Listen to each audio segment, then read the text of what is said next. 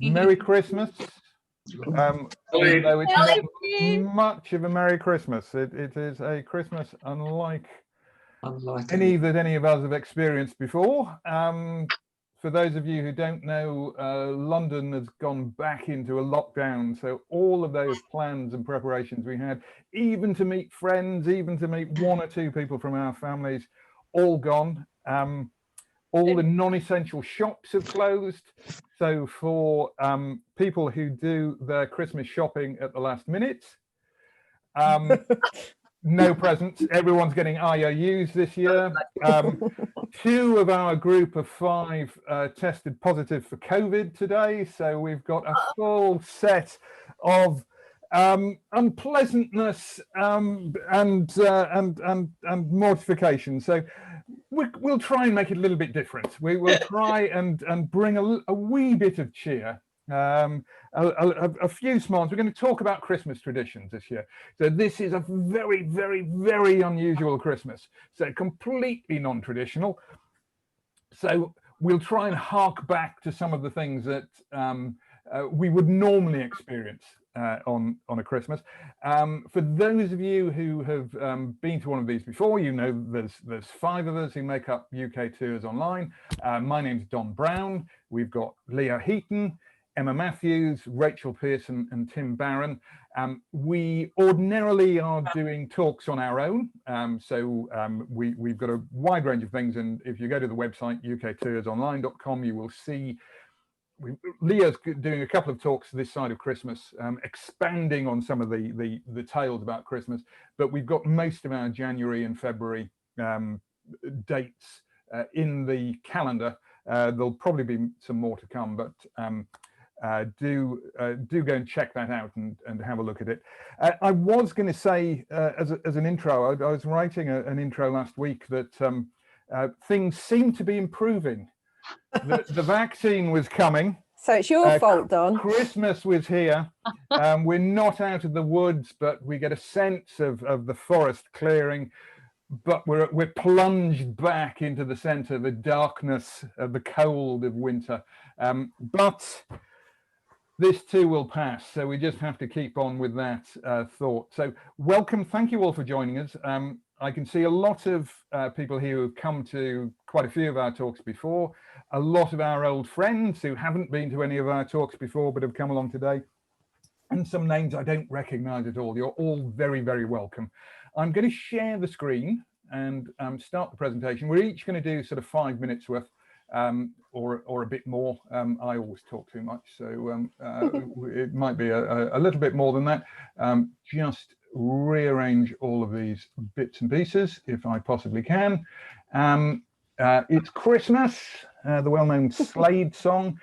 We won't be singing, even though in fact the two of our people who've got COVID are both professional singers, so we should have had them doing a chorus, but they're claiming that the disease has ruined their breathing, so they can't accompany us.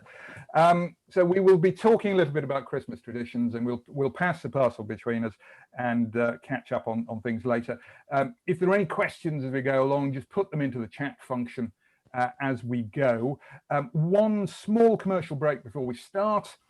Those of you who are like me who haven't bought any Christmas presents yet, this is the perfect Christmas gift. We do gift certificates.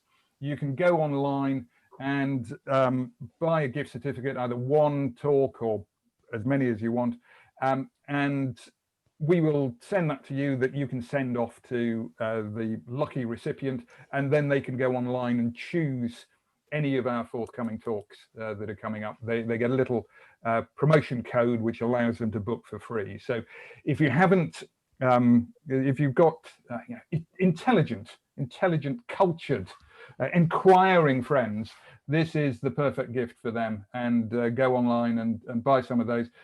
We say on the website that it might take us 48 hours to turn it around. It will take us less than that, or it'll take me less than that, because I'm not working at the moment, obviously. So I'll try and get it back to you the same day. So if you go online and order, I'll try and get it done within a few hours, so that you've got something to either print off and stick in a card, or email over to someone as a Christmas present.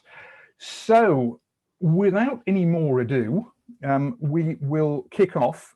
We are going to span a lot of history today. We're going to span a lot of traditions, some of them that are generic, that seem to apply the world over to Christmas, some of them specifically British, that some of our American friends may be utterly baffled by, but let's hope that's true, and it might show you a little bit of an insight into what we're doing.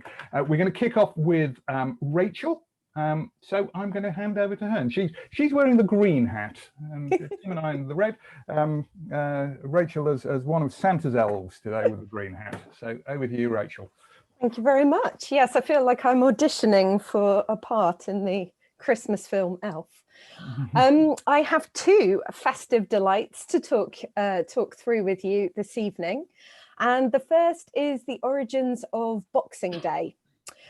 Growing up as a little girl, I was confused as to why people would be sparring with one another on the day after Christmas Day. I thought perhaps it was a cheap and easy way to work off their Christmas dinner, or, and that manifested itself into football, which is more common for people to attend these days. But no, I was wrong. It's nothing to do with the sport. And in fact, although the term Boxing Day first originated in 1833, the origins are a little bit unclear. But there are various schools of thought, and the most likely is that when wealthy families had servants, they very much needed their staff to be with them on Christmas Day. But as a gesture of seasonal goodwill, they would graciously allow them a whole day off on the 26th of December. And to proffer this further, they might pack up a box of seasonal goodies for their staff to take with them. Sometimes this consisted of leftover food from the Christmas Day meal that the wealthy family had enjoyed. But let's hope that there were other things in there, like gifts and perhaps some bonus wages. Again, the origins of what was in the box are a little bit unclear. And then in Britain, as sort of servants and maids and butlers became less commonplace, it became more common for people like postmen and milkmen and delivery boys to go round with a box, perhaps not just on the day after Christmas Day, but in the run-up to Christmas, and collect a little bit of a bonus for the service that they had offered throughout the year to people in their local community. But another school of thought is that the church would collect money for the poor, and this would be collected in alms boxes, so ALMS, alms boxes. It would be opened and blessed on Christmas Day and then distributed to the poor on Boxing Day. So that's another school of thought. And then lastly, very randomly, well, as far as I'm concerned, it might be a nautical term. So there's a possibility that when ships were setting sail, the captain would have a sealed box of money as a kind of good luck charm on board. And if the voyage was successful, if the ship returned safely to harbour, the box would be given to a priest to, again, bless and open on Christmas Day. And then the contents were distributed the day after that. So potentially it came from our nautical heritage. The other festive delight that I want to share with you really are the origins of the royal broadcast. At 3 p.m. UK time on the 25th of December, very precisely 3 p.m, the Queen's Christmas message to the nation is broadcast. And in fact, not just to the nation, but to all the Commonwealth countries and indeed to everyone in the whole world. The origins of the broadcast go back to the Queen's grandfather, who you're seeing on the screen now. Please excuse the slightly fuzzy quality of the image, but that is George V that you're looking at, as I say, the Queen's grandfather. And he made the very first Christmas broadcast in 1932. He had been approached to make a speech in 1922, but of course the medium of radio at that point was very, very new, and George V was a bit unsure about whether he should be involved with something that was so technologically advanced. But in 1932, he did a visit to the BBC studios and was very reassured by how things were being conducted. So he felt it would be appropriate for him to address the nation in that way that Christmas. And that very first speech was written by Rudyard Kipling at the end, really, of his illustrious career as a Nobel author and poet. So Rudyard Kipling is credited with our first ever royal Christmas broadcast. Now, the Queen ascended to the throne in 1952 and has kept up the mantle of making a Christmas Day message ever since. And just 5 years into her reign, she swapped from radio broadcasts to the medium of television. And she's quoted as saying in 1957, "Today is a landmark because television has made it possible for many of you to see me in your homes on Christmas Day." And you can imagine that kind of almost magical feeling that people would have had having the Queen in their living rooms. Well, not live, probably recorded, but, you know, just incredible experience for people and very uplifting, I would imagine. In 2012, the Queen embraced new technology in the fact that the broadcast was made available on Kindle. And this year, another groundbreaking moment, you are going to be able to ask Alexa to play the Queen's Christmas message to you from 3 p.m. on the 25th of December. So get Alexa ready and warmed up for that moment. The Queen's father, George VI, I skipped a generation. He made his most famous broadcast, arguably, in December 1939, just 3 months after Britain had declared war. And during that broadcast, he quoted a poem by Minnie Louise Haskins, which was called The Gate of the Year. And given what 2020 has thrown at all of us and continues to throw at us, I just wanted to quote a couple of lines from it. And forgive me if I get a little bit choked up. "And I said to the man who stood at the gate of the year, 'Give me a light that I may tread safely into the unknown.'" In our family, so my immediate family, the Queen's speech on Christmas Day is absolutely pivotal to how we structure our day. We plan the cooking of our Christmas Day meal around 3 p.m, around when she is going to be on television.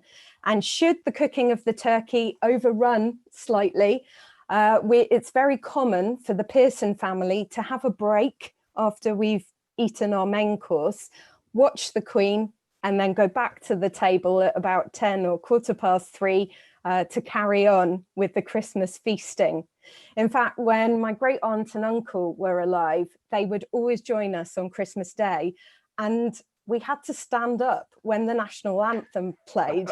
And when I was little, the national anthem would be played at the start and the end of the broadcast. So it was a lot of up, down, up, down, up, down in the Pearson household. And when I was telling Leo, Tim, Don and Emma about this, we thought it would be nice if you all shared the Christmas traditions that you have in your families. So I'm going to look at the chat function as the rest of the talk progresses. Please share with us the kind of things that make it different in your household. As Don's already alluded to, I know this year is going to be different, but let's bring some festive cheer to us this evening. So please pop it in the chat function and I'll read out some of the examples at the end of the talk.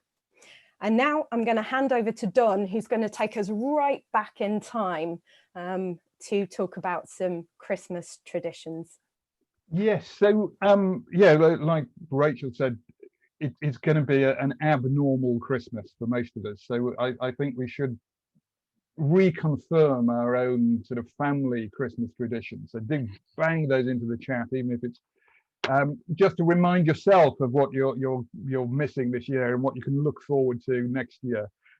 This is the wonderful Alistair Sim playing Scrooge in A Christmas Carol, the 1950s version of the Dickens tale. I was going to start with the coronation of William the Conqueror, which took place on Christmas Day, 1066. Westminster Abbey, the victor of the Battle of Hastings, formally taking the throne of England. Unfortunately, the shouts of sort of acclamation for the new king that took place inside the Abbey were misinterpreted by William's soldiers who were outside the church, and they thought all sorts of trouble had broken out, thought the Saxons were revolting, and started attacking the crowds, started burning the buildings around Westminster. And I thought, well, that's actually symbolic of a normal family Christmas, how a wrong words, a misunderstanding, a bit of overreaction turns a day of celebration into a full-on violence. So we're all going to miss that this year. We're going to miss those family rows. I'm going to take us back, though. I'm going to go way back to the pre-Christian origins of the festival, starting with Saturnalia, the Roman festival. All the festivals of this time revolve around the solstice, the shortest day, the longest night. Today, 21st of December, and there's celebrations of sort of renewal and rebirth. And the Romans had Saturnalia, which was dedicated to their god Saturn, the father of Zeus, the oldest god, the god of agriculture. And it goes back to at least the 4th century BCE, on the equivalent of the 17th of December. It lasted for anything up to a week. It was a public holiday, a time of feasting, a time when license was given to do things that you might not normally be allowed to do, or that might be frowned upon: public drunkenness, partying, gambling, overindulgence in all sorts of things. It was also a time of present giving, including candles. So, 2,500 years on, we're still buying candles for people we can't think of what to buy for, and that starts off with Saturnalia. You might exchange little poems with the gifts. So in the same way that we exchange Christmas cards, you'd visit friends. You would eat and drink, usually to excess. Catullus called it the best of days. Seneca, a bit more snootily, says the whole mob has let itself go in pleasures. And the households would elect a Saturnalia king, a lord of misrule, who ran the entertainments in the household. And on the day, slaves could indulge in the things that normally only free men could do, like public drunkenness, like gambling, like carousing in the streets. They might be waited upon by their masters. It's a time of inversion. So the slave, as you see in this early 19th century painting, the slaves were waited on by their masters. And for the festival itself, you didn't wear the toga. That was a symbol of your sort of work clothes, but more colourful clothes. And you had on your head a pilea, which was a hat usually worn by free slaves. So perhaps the Christmas jumper and the Christmas party hats go all the way back to the Romans as well. And then the Nordic countries had Yule. They celebrated Yule. Again, it's a winter festival. Pagan temples were decorated with winter greenery, holly, ivy, mistletoe. Yule logs would burn. There'd be sacrifices, feasting, drinking, fires, toasts. Odin, it was a celebration of, would ride in his chariot across the skies. But we can go even further back. We can go back to Neolithic times. Stonehenge. Tim is doing his ancient Wessex talk again in the new year. We associate Stonehenge with the summer solstice, the crowds of people and modern druids in heavy italics and quotation marks, gathering for the summer solstice to see the sun rise on the longest day of the year. But it was probably equally associated with the shortest day of the year, because the sun sets on the winter solstice along that same axis.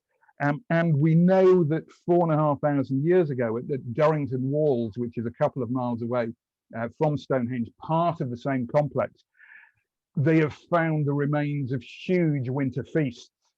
And another Neolithic example, there is a burial chamber in the Orkneys called Maze How, and the entrance tunnel to that is aligned to the rising sun on the winter solstice. So you again have got these festivals timed around solstice, timed around this change of the year, because this is the time of the year when we gather together normally, light our fires against the dark, tell stories, and celebrate not the end of winter. There are dark, cold days to come, but the promise of the end. We're at the pivot of the year. Darkness has passed its peak, and little by little, degree by degree, almost imperceptibly, the light starts to reassert itself. And we know that in a few months it will be spring, there'll be warmth, there'll be new life. The darkest days will be a memory. And we should cling to that. It's a winter solstice today. As I say, two of our number have been diagnosed with COVID. Everyone's Christmas plans are lying in more ruins even than Stonehenge. This too will pass. Come the summer, we will look back on this like, I don't know, like a nightmare remembered at noon. You have the memory of it being something unpleasant, but the emotions have all gone. We've got new emotions that have overwhelmed those dark ones that we had. So let's keep that hope in mind and work our way towards that. As everyone keeps saying, we can get through this. So that's me on the pagan origins of Christmas. Some of those filter their way into modern traditions, and Emma's going to touch a little bit on some of those more modern traditions now. So we shall hand over to Emma. Right, Don, thank you. And actually, what you said about the pagan association of midwinter with firs and evergreens and things has really struck a chord for me, because I was kind of thinking about Christmas trees and conifers and all things evergreen. And of course, it's not just that we use for our decorations, and I'm going to talk a bit more about some quite special trees. But it's these circles. So if you look in my photo on the right, the wreath, the circle that we use on our front doors, perhaps, or brought into the house, this idea of the circle of life, of everlasting life, which is symbolized by these evergreen plants that we use in our homes. And yes, Christmas, a great Christian festival, going back since the birth of Christ, well, since people started celebrating the birth of Christ, but really, much longer traditions of these ideas of thinking about midwinter and looking forward to spring, and the way that Christianity has absorbed pagan traditions or traditions from other faiths, other religions, into its own traditions and special times of the year. And I just always find that a fascinating idea. So yes, to evergreens, to wreaths, but also what about trees? the idea of decorating trees and leaving them outside with decorations or bringing them into the home. Where does this all start? Where does it come from and what does it symbolize? I've got on the left a photograph that I took fairly recently in London of a parish church very, very close to where I live, the parish church of St. Luke's. And it's particularly sort of poignant, I think, this year, because that was the church where Charles Dickens married his first wife, Caroline Hogarth, in the 1830s. And of course, he was the author of one of the great Christmas stories of the Victorian period, A Christmas Carol. And so there is one tree outside decorated with lovely baubles with the star on top, and then one inside as well. What's the symbolism? What's the meaning behind the tree? Well, it's said that it goes back to 16th century Germany and Martin Luther. And there's a bit of an irony here about this story.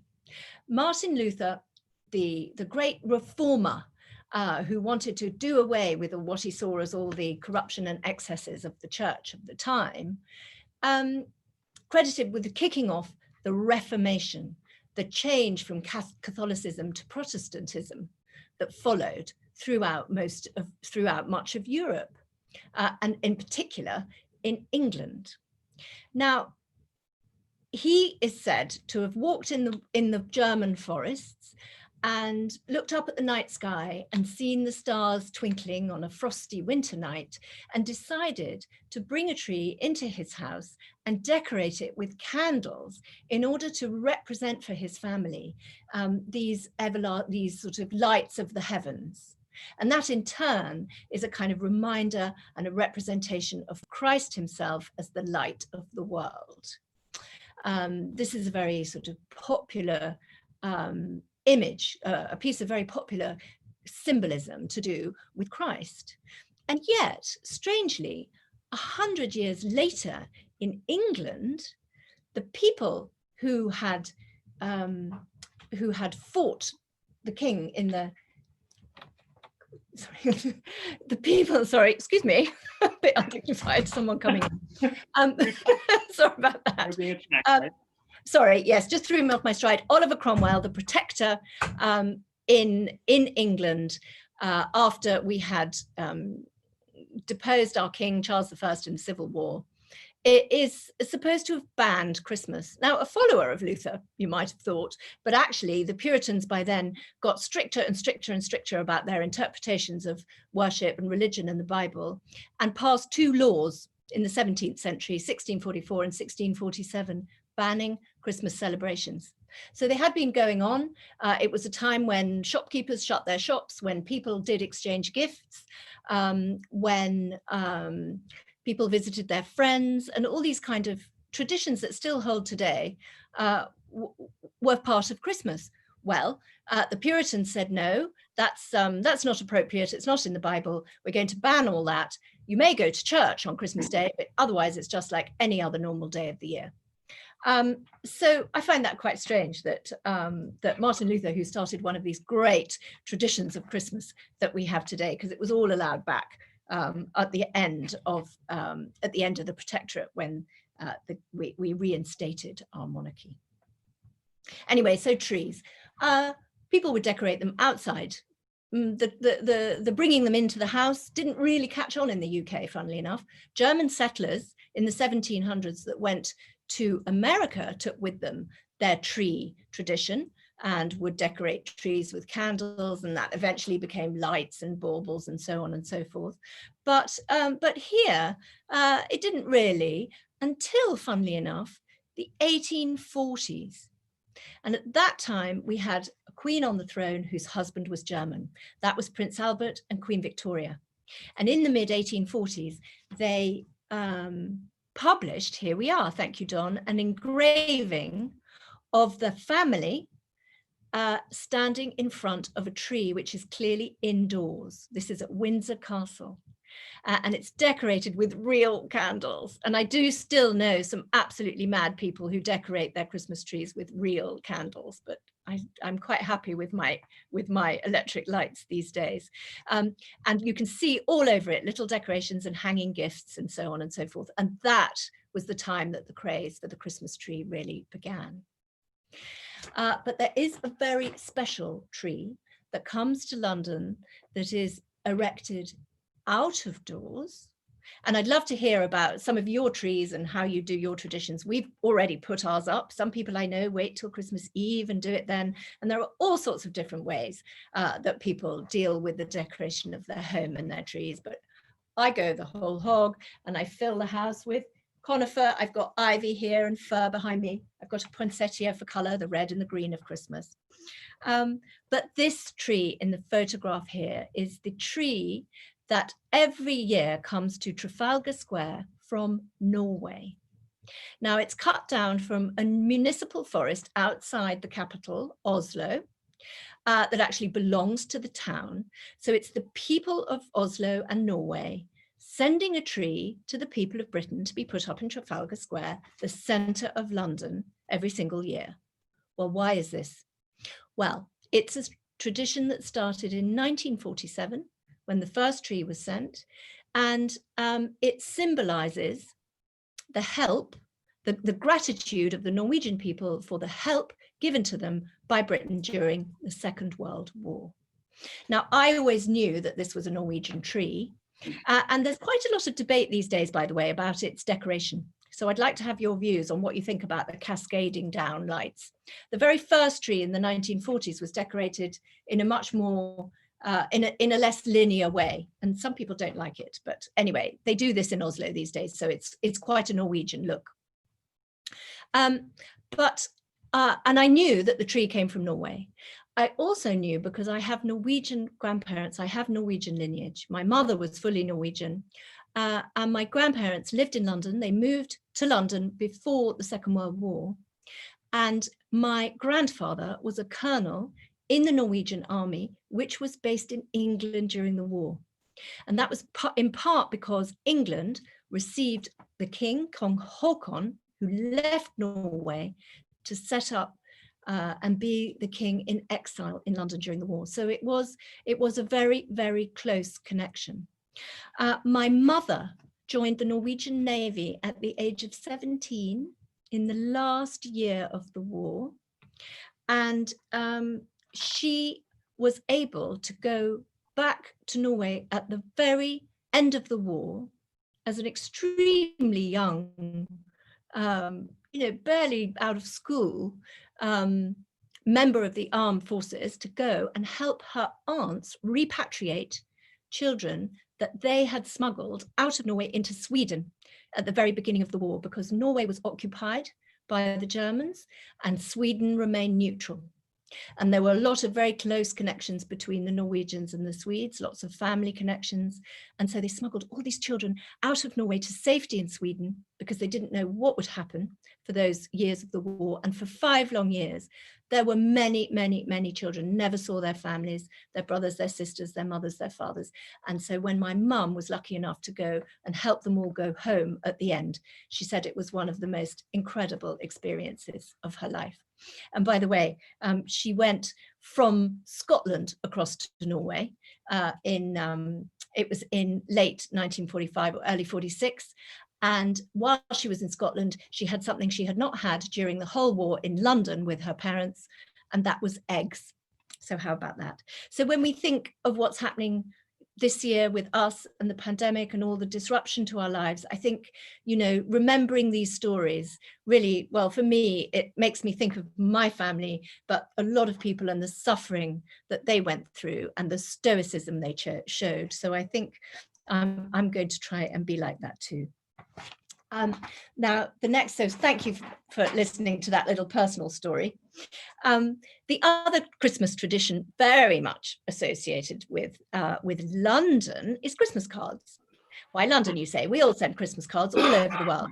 Well, the first Christmas card, supposedly, was this one here, designed for the man who's sitting on the left-hand side of the middle panel, who's called Henry Cole, by his friend, the artist John Calcutt Horsley, so that Henry Cole could send messages at Christmas time to all his friends.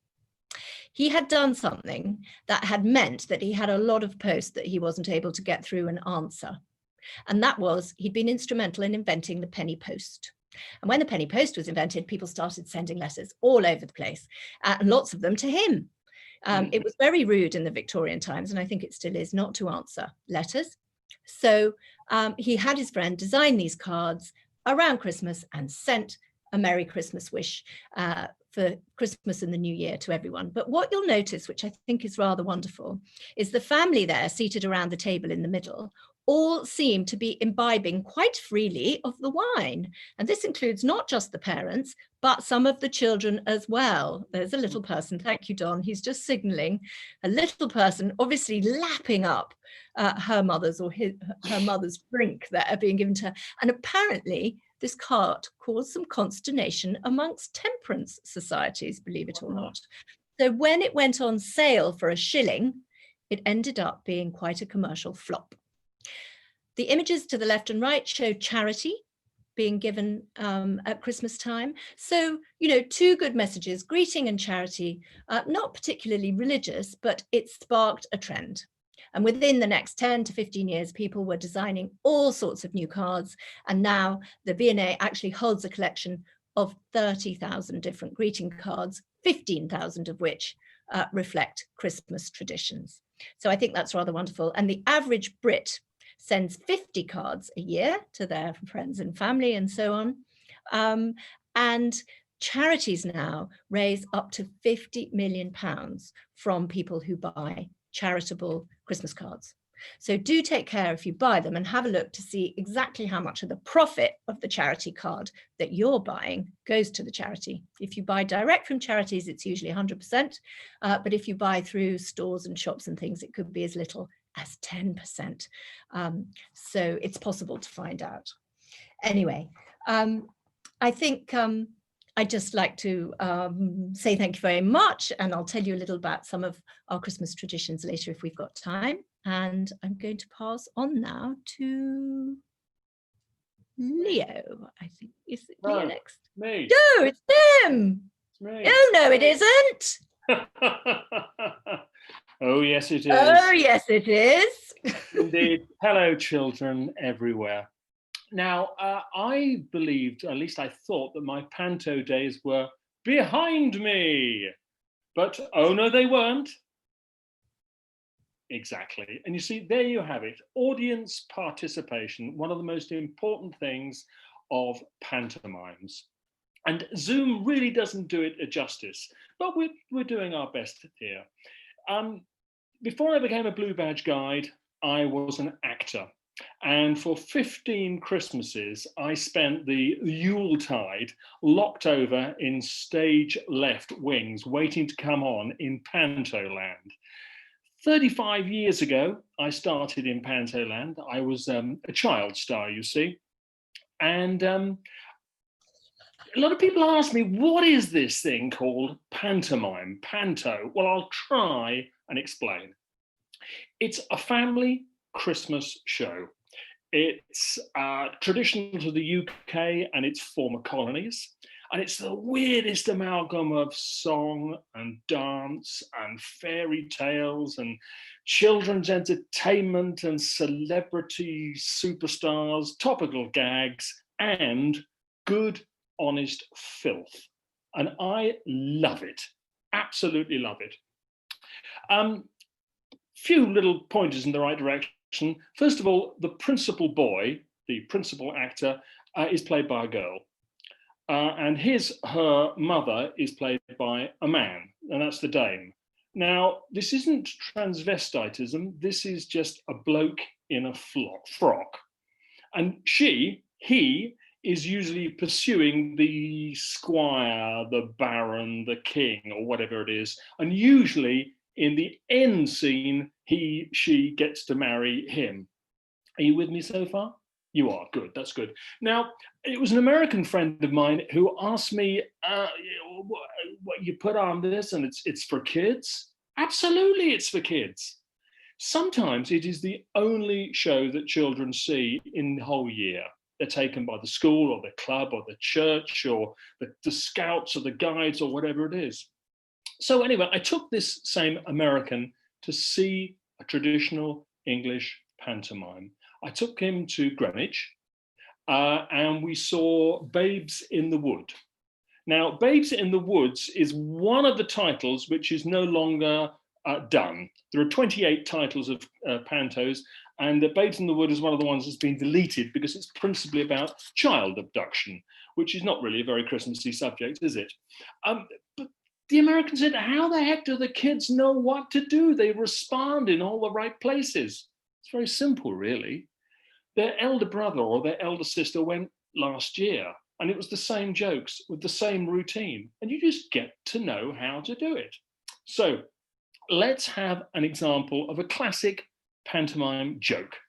Ali Baba has been captured by the evil caliph's men, and he is dragged kicking and screaming into the cave and thrown at the mercy of the evil caliph. Ali Baba falls to his knees and says, "Salam, salam." Wait a minute, you're not the evil caliph. False salam, false salam. You get the idea. Double entendres, of course, are part of the whole thing. And Sir Ian McKellen, yes, he of Gandalf fame, he played Widow Twankey at the Old Vic Theatre, I think it was 3 seasons ago.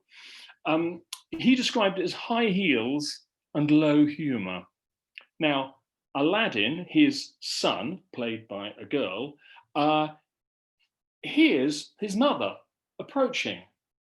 "Now, boys and girls, let's have a big warm hand for Widow Twankey." Widow Twankey comes on stage. Sir Ian McKellen stands in the middle of the stage. "Thank you so much indeed, boys and girls. There's nothing I like more than a big warm hand on my entrance." It's a serious occupation for the 8 or 9 or maybe 10 actors who work in a pantomime company. They're augmented by kids and local dance troupes who play the townsfolk and the munchkins and goodness knows what else. But it's hard work, and it's very difficult to get a day off. As I said, I specialise in baddies, and there was a piece in the Salisbury Journal one year with a photograph of me saying, "Spare a thought for this man." This man gets booed in Sainsbury's. And I did. And I took it as a badge of honour. Kids would come around and boo at me because it meant that I knew I was doing my job properly. Another one. So this is in Dick Whittington. The town crier rushes on stage. He's got a really important announcement to make. So, wait a minute. I haven't got my announcement. So he turns to his assistant and says, "Do you have the scrolls?" To which he replies, "No, I normally walk this way." Let's go back to the origins of panto, shall we? Panto, all, mimo, singing. So it's Greek, all singing, well, almost. The origins in England date back to about the 1600s, when the touring theatre companies coming out of Italy would end up in England. And this is the commedia dell'arte, a sort of mumming show, jokes, topical gags, those kind of things. But the first static documented panto in England, 1773, David Garrick, Theatre Royal, Drury Lane, Jack and the Giant Slayer. But I think it's earlier than that. And I looked into this because Shakespeare, bless his cotton socks, makes a reference, and I think he's making a reference to panto here. So bear with me. The Taming of the Shrew, written in 1593, Sly, the tinker, he is asked if he's prepared to see the play, because the actors are all arrived now. So Sly says, "Marry, I will. Let them play it. Is not a comedy, a Christmas gambled, a tumbling trick?" And his page replies, "No, my good lord, it is more pleasing stuff." And I think there you have Shakespeare with the essence of panto. Bad jokes, bad acting. And I can say that because I've been in it for many, many years. A couple of pantomime conventions. The baddies always come on stage left, sinistra in Italian. The goodies always come on stage right, dextra in Italian. And of course, that dates back over 2,000 years. This is an honest tradition, which you can date back through the theatrical millennia. Another tradition is the walk down. The walk down is at the end of the show when the boy dressed as the girl gets the girl dressed as the boy, and the baddie gets his comeuppance, and the dame marries the figure of authority. The pantomime cow, horse, stroke camel gets returned back to its original owner. Triumph of good over evil.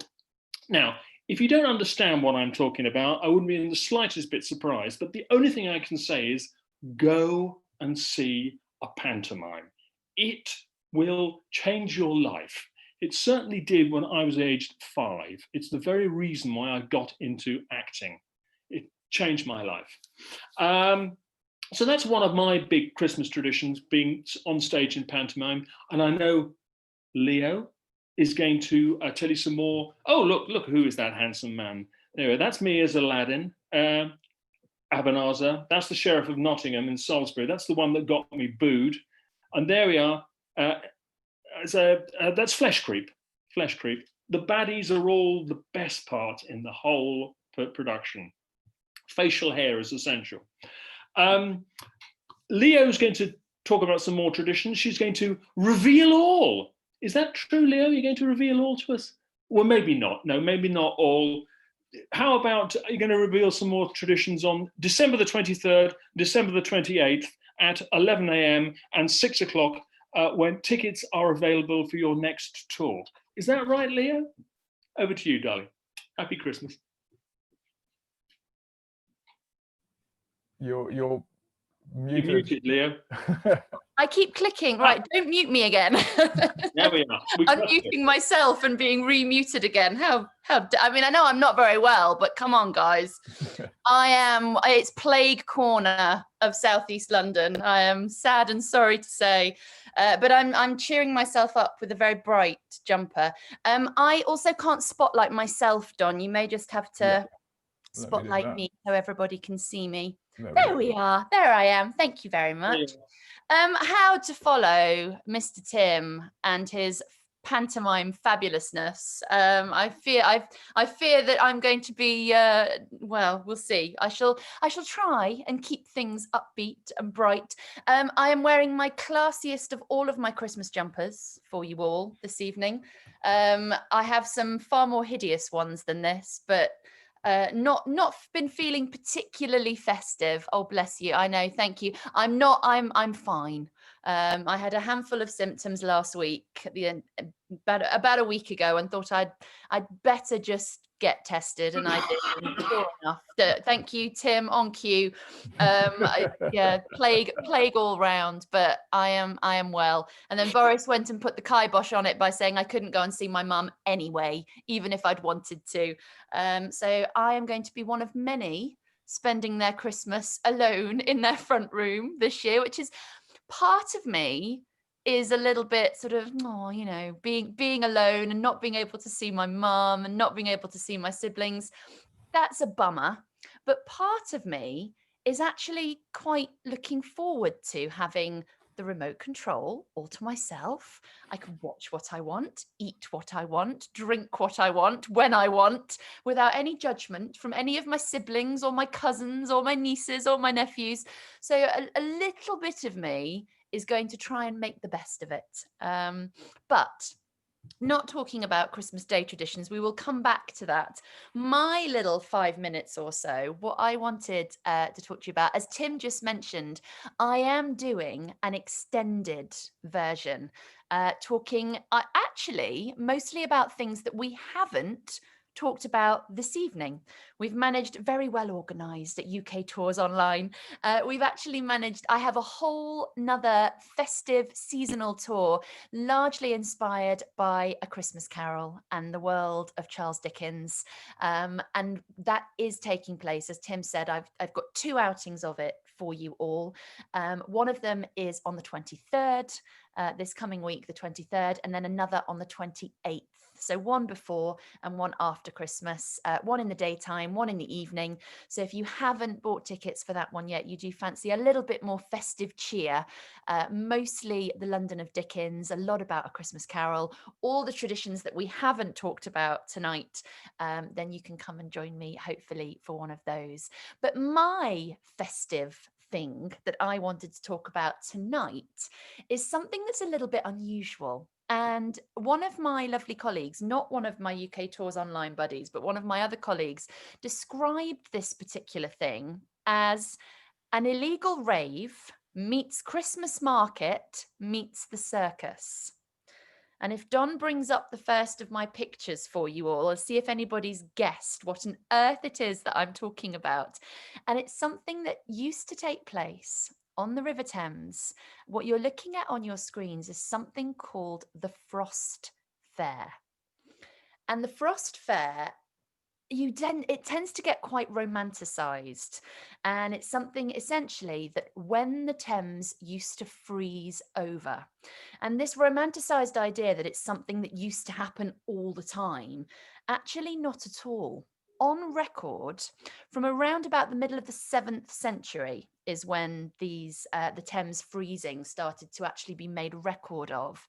From the 7th all the way through to the beginning of the 19th century, so from the 600s all the way up to the early part of the 1800s, the Thames froze solid fewer than 25 times in all of those hundreds and hundreds and hundreds of years.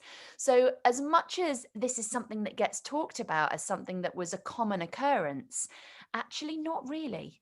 Maybe only once or twice every decade in terms of the frequency, if that, something that hardly ever happened. And so when it did happen, it was something that was an absolute riot of fun and entertainment and unusualness. You think about the weirdness of this year and how we probably will be telling our children, our grandchildren about this awful year when the world, came to a halt and we were all unwell and nobody could travel and nobody could do anything. Talking about the Frost Fairs would have been very similar, something that maybe parents would have told their children, their grandchildren about, and it only happened once in a blue moon. The Frost Fair was when the Thames, a stretch of the Thames from Old London Bridge along to around about Blackfriars Bridge. Remember, for a long, long time, the London Bridge was the only bridge across the river. So where Old London Bridge used to stand, you've got to imagine this medieval stone construction, lots of very narrow piers, not like today where you've got lovely sloped arches all the way along the river. Old London Bridge was a stone bridge with 19 archways along it. And when it was cold weather in the winter, the river flowing between those arches would be very slow. And if it was very cold, it would start to freeze. And so all of the area around Old London Bridge, we're talking about the stretch of river near to where the Globe Theatre is, where the Tate Modern is today, that stretch of the South Bank on the other side going towards Blackfriars, not even half a mile of water, that would freeze because of the slow moving water in and around the archways of Old London Bridge. And the image that you've got on your screens there, I'll ask Don to show, there's this one and then also the next one. There's very, very few, as I say, on record, but let me tell you about some of the most famous. The first ever Frost Fair to actually be given the name, to be called this Fair on the Frozen Water, that happened in 1608. And the last one happened in 1814. So this idea of these very small number of these fantastic occasions, and you can see what used to happen. The water would freeze absolutely solid of the river, and they would set up on the frozen river stalls, temporary pubs. They would roast animals. The ice would be so thick that you could have a fire burning hot enough to roast an animal, a sheep, a cow, on the frozen surface of the Thames. And it really was all sorts of fun and mischief. A little bit like Tim and his pantomimes, there would be theatrical productions on the ice, lots and lots of drinking. And this one that you're looking at on your screens, one of the most famous in 1683. And it was famous because this was the year that was the coldest on record. The Thames froze for 2 months, from December all the way through to February. It was 10 to 12 inches thick in terms of the ice. And for weeks and weeks and weeks, you had these festivities. You had football and bowling being played on the river.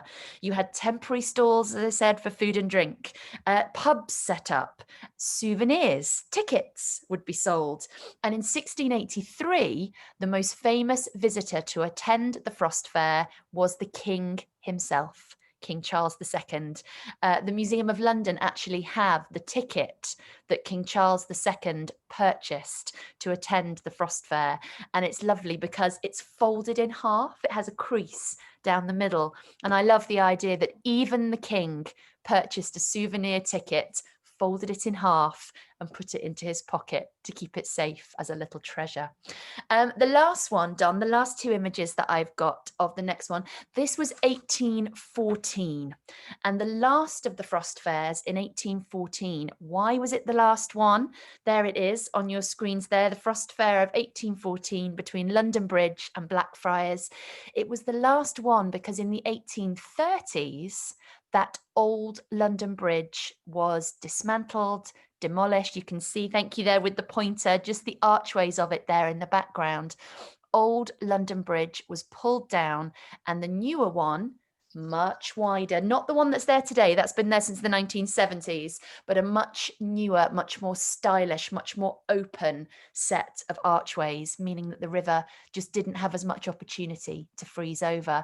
We also embanked the river. Good old Joseph Bazalgette in the 1860s and 70s, we made the river much, much narrower. We put the embankment in north and south, which meant that the river was narrower, it flowed a little faster, and the water just didn't have the same opportunity to freeze. But one of these wonderful traditions of London gone by, which was when the River Thames would freeze over and we would have these huge celebrations, feasting, drinking, partying for days, all there on the frozen Thames. Before we finish and talk about some of our traditions, all of us, I, as the singleton of UK Tours Online, I wanted to, I don't know if any of you, any of you who are single, who are watching, being single has sucked generally this year, but especially at Christmas. And the number of traditions that there are out there about how to find a partner at Christmas time. And some of them, I'm going to ask Don to show my next image for you all. Ladies particularly, I don't know why it's always the girls. Men, unsurprisingly, you're all okay. It's us ladies that have all these ridiculous superstitions and traditions. You're looking there at a very glamorous pigsty. Because on Christmas Eve, and anybody who wants to join me, I don't know if I'll get away with it now that we're in Tier 4 in London. I might not be able to do this. My plan's been scuppered. But on Christmas Eve, single ladies, what you're supposed to do, you are supposed to go and find your nearest farm and find yourself a pigsty, just like this one. And you need to let yourself into the pigsty, but first you need to find a stick. And you go into the pigsty in the dark with your stick and you start bashing the contents of the pigsty with your stick. And hopefully you might hit, on my next slide, you might find one of these little guys. peeking out. And if you manage to bash the pig, I mean, pig cruelty, I'm not sure any of us would get away with it. You bash the pigs with your stick, and if one of the pigs squeals, that will determine the age of your future husband. So if you bash an old pig and the pig squeals, then you'll marry an old geezer. And if you bash a piglet, then you will be cradle snatching and you will find yourself a nice young husband. So that's tradition number one. You've got to go bashing pigs with a stick. If there is a hen house next to the pigsty, thumbs up all round. You knock on the door between 11 p.m. and midnight. Very specific on the timings. And if the cock crows in reply to your knock on the door of the hen house, you will be married the following year. If you don't manage to wake up the rooster, if the cockerel doesn't crow, you'll stay single. So probably best to check there's actually a rooster in there before you go knocking on the door. On your way home, if you pass a pear tree, you should walk backwards 9 times around the pear tree, and you will be rewarded when you go to bed on Christmas Eve with a vision of your future husband. And when you get home after all this hitting pigs with sticks and waking up roosters in the middle of the night and walking backwards around pear trees, throw one of your shoes over your shoulder towards the door. If it lands with the toes of your shoe pointing towards the door, you will also be married before the following year is out. I mean, you know, desperate times call for desperate measures. I think maybe I might do the shoe one this year. Yes, which ones are you going to do? I know. I don't know if I'm going to, you know, there aren't very many pigsties in Southeast London. So maybe that's where I've been going wrong all this time. So there you are. I thought not quite as ridiculous as pantomime jokes, but almost. That's my Christmas traditions. That's the more surefire way of finding yourself a partner, apart from in times of COVID, because we're not even allowed to surreptitiously go kissing people under the mistletoe this year. So let's have a look at the chat. I think I'm going to hand back to, we'll hand back to all of us. Let's come back to gallery view, and we shall spotlight all 5 of us. And let's have a look. Rachel, you've been in charge of chat monitor. I have. There's been a lot of activity on the chat, and it looks like Christmas Eve is a very important date in people's diaries when it comes to family traditions. So I love this one. This one kicked it all off. We played Trivial Pursuit as a family, where my mum tends to win even though she's fast asleep at the time. Now, I think that is a canny trick. So I'm going to try that. Fall asleep during Trivial. I'd never win Trivial Pursuit, so maybe that's where I'm going wrong. I stay awake. Someone else gets given new pajamas on Christmas Eve. I think there was a bit more to it, but that's what I took away from the story. Every year to get new pajamas on Christmas Eve sounds amazing. A hot curry is eaten on Christmas Eve. As I say, there's a lot of Christmas Eve things. Then people usually have the curry afterwards, trying to get rid of the turkey. Let's not go there, Don. You know. Curry. Tradition. My granny used to make, she called it lobby, which was sort of, you know, a very watery soup. God rest her soul. I'm sure she would forgive me for not, you know, saying that she wasn't particularly a culinary whiz, my nana, but she did used to make this lobby soup with whatever was left over. So we would be eating turkey soup for about 4 days after Christmas. It sounds delicious. I was very lucky because I had 2 traditions. So I had my Norwegian grandmother and my Welsh grandmother.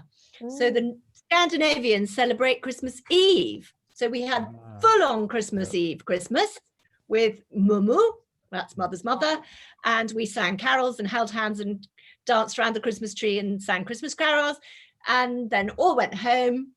And then the next day we got up and we had another full Christmas with the Welsh granny. So we were quite lucky. So thank you to the Norwegians. Tusen takk, as they say. Perfect. I think that's cheating, isn't it? Having 2 Christmas. We'd love to hear about some mad things that your families do at Christmas. Well, our friend Carolyn in San Francisco, she says usually in the week or two leading up to Christmas, they spend a day visiting all the grand hotels in Union Square in San Francisco, which sounds extremely civilized, and she's very disappointed that she can't do it this year. Like an upmarket pub crawl. Yeah, definitely. And then we counterbalance that with a story from Greece, where they get up at 6 a.m. to go to Mass on Christmas Day morning. They return at 10 a.m. and then it's just feasting and drinking for the rest of the day until dinner time. If I'd got up at 6 a.m. and started drinking around 10 a.m., I think I'd be done by about 5 p.m. But, you know. Yeah, less delicious, perhaps. A friend of a friend who's German, she used to eat carp on Christmas Eve, which was kept fresh by swimming in the bath, which leads me to wonder if the carp was alive when they had it. I don't know. That's amazing. My absolute bestie is from the Czech Republic, and they have carp for Christmas. Okay, so maybe it's a very much a sort of Eastern European countries, maybe, but they have she went to get her carp. The carp came from Croydon this year because they couldn't get it from their normal supplier, so they're having Croydon carp on Christmas Day. I'm sure it'll be delicious. Sure it will. Well, sticking with the fish theme, there's the Feast of the Seven Fish on Christmas Eve, where no meat is allowed on the menu, and then afterwards the family open gifts in turn whilst wearing the elf hat, which I felt was very apt given the colour of my hat.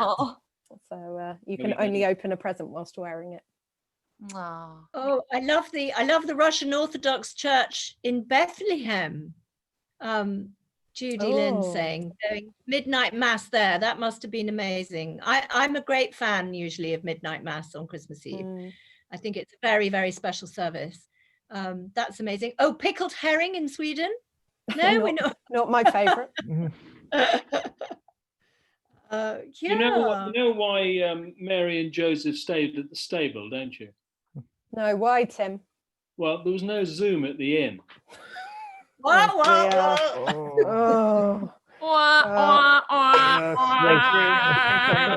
you. See, we may not be able to go to the panto this year, but folks. panto can come to us. Your living rooms. I love it. I believe tonight was the night, we couldn't see it because it was cloudy, that you could have seen the Star of Bethlehem if you'd been at your horizon at 5 p.m. Is this right? Don is nodding. I read about some conjunction of, I think, Jupiter and Saturn or Saturn. Uranus? I'm not sure. Yeah, it was Saturn and Jupiter, so very fitting for your Saturnalia. Makes it look like a bright star in the sky. Yeah. Oh, I'm loving reading everybody. Thank you so much. Those of you who are putting the Christmas traditions in the chat. It's so lovely to see everybody, what makes Christmas for you all out there. We have been, I know there's a lot of familiar faces, a lot of our regulars and our season ticket holders who are watching tonight. And I think from all of us, it's just been so lovely to have you all in our living rooms on so many evenings and afternoons and mornings. There are so many things, aren't there, for us, I think, that we would never in a million years, if you'd said some of the things that we've spent the last 6 months doing, we absolutely, unfathomable in terms of what we've, adapted and the things that we've done. So certainly from me, on behalf of all of us, to those of you who've been supporting our talks and our virtual tours this year, we are very grateful to each and every one of you. Sorry, on that. Being serious for a moment. Quite right, Theo. Here, and thank you to everybody who's been so supportive. Timbo, there's a quick question before we wrap up. Robert says, when or how did pantomime change to mime? Well, pantomime, Robert, pantomime isn't mime. It never has been. It's the mime bit, the mimo bit is the singing bit. It's mime is from a French tradition, and it's a different thing altogether. There is no mime in pantomime. if that makes sense. It's completely singing and dancing, and it's completely audio. There's no Marcel Marceau involved in it. Exactly. I'm a mum. Thank you. Very clear. Robert, it is so confusing. It is so confusing. I know. The only thing you can do is come and see it, because you won't. If you come and see it, you won't believe it. Yeah. You won't. Oh yes, he will. Oh, you won't. It's great. It's great fun. Please do, Robert. Please. Aw. Well, oh, and I can see various people have got their own Christmas hats on and Christmas decorations, and Yay. a couple of And couple of antlers. reindeer I antlers love out there as reindeer. well, which is all splendid. That's good. Julie's my favourite one. I think I can see Julie's flashing hat Yes, there. I I'm was seeing looking all at of that. my That's absolutely favourites. The fantastic, Christians yeah. with their matching trio of hats. Brilliant. Yeah. If you've had your screen off, do let us just have a quick look at what those of you who've done a little bit of festive with some antlers. If you Yeah. haven't, don't worry. Carmen's gone Don't really worry. festive. I mean, according to her photo, she's outside Harrods or somewhere. So No, it's Fortnum's. pulled out all the stops. Yeah. Fortnum's, I think. Oh, Carmen, Fortnum's, is it? are you at Fortnum's? I think it's Fortnum's. Yeah. Can't Well, see we're- that. Oh. It's on screen 2 on mine on gallery view. Oh, I'll go to the screen too. Camera 1, camera 2. I know. Well, Oh, we're all missing our normal Christmases. I mean, and one of the things that usually happens in London at about this time, the week before Christmas, is that it empties out. People go to their families, they go on holiday, and suddenly London's about, I don't know, 10-15% fewer people in London, and it feels friendlier and more open. And the thing I always love Christmas, it's about a week before Christmas. I've met a couple of friends, had one or two too many drinks. I'm walking back through the West End, the lights are on, and I'm suddenly filled with the spirit of Christmas fills me. We haven't had that this year. Christmas is going to come on Friday, and the only reason we know it's Christmas is because at 3 o'clock we can ask Alexa to broadcast the Queen. Hey, I hope you all learned something today. Yeah. And so we need to get back to that. So hopefully sometime next year we will be back to it, and we just have to make next Christmas the biggest thing that we've had. We've got to make up for all of what we've lost this year, double the celebration, hug as many people as we possibly can. Maybe we should all go out and hit pigs next year to help Leo.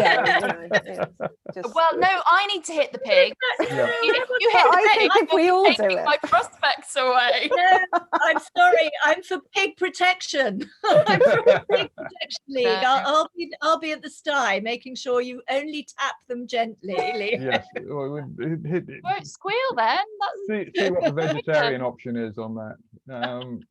Yeah. Does it work with you hit a nut roast? Does that work? I do. That's a thing.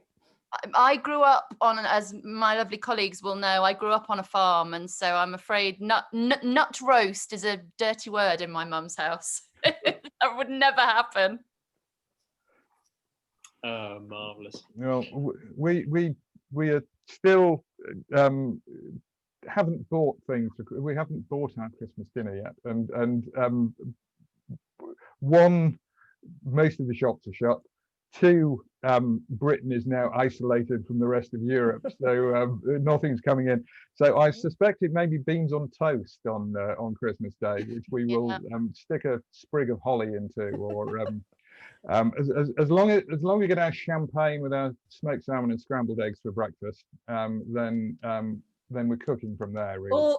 All will be well in the Brown household. Yes, it will. Yeah. Well, certainly in this part of the Brown household, anyway. But I occasionally look into the kitchen and see if anybody needs any help, and then go back out and contemplate the mysteries of the universe and the changes of the season and all of that sort of thing. So, great. Well, thank you all very much, and to echo Leo's comments, we started this, 6 months ago, basically because we were all out of work, and we wanted something to do. We wanted to keep our minds active. We wanted to keep our guiding skills, for what they are, tuned up. And we're all sort of incorrigible show-offs as well. And so we wanted to perform in front of an audience. And so thank you very much for supporting us. We really do appreciate it. It has been so good of you to keep attending and giving positive comments and coming back for other things. We hope to see you again for things next year. As well as the 5 of us next year, we're going to invite various friends along. We had someone give a talk beginning of December, another guide who's a friend of ours. We've got a couple of friends coming up in January, February who are doing some more. So there will be, as well as the talks that you might have seen, some new ones that we're doing, and some new people that are coming along next year. So I do hope we will see you then. We will try and do a few more free events, a few more charity events and things like that to express our thanks back to you again for indulging us for the last few months. And I know we keep saying it, let's just hope that 2021, all of this goes behind us, and we have got a few dark weeks to get through, but then hopefully things will start to brighten, and life will get back to some sort of normality, or even better than it was before. We can put aside all the things that didn't work and start with some ones that might do it a little bit better. So from all of us, Merry Christmas. Oh, we're all doing jazz hands. Merry Christmas. Always end with jazz hands. Happy New Year. Here's to 2021, wherever you are, however locked down you are, however horrible it is, the very best of Christmas, and let's keep trying to smile Absolutely through the next few days. So, Thank you all very much. Everybody. everybody. Merry Christmas. Thanks Caroline, thanks Russell. Bye bye. Yes, bye bye all.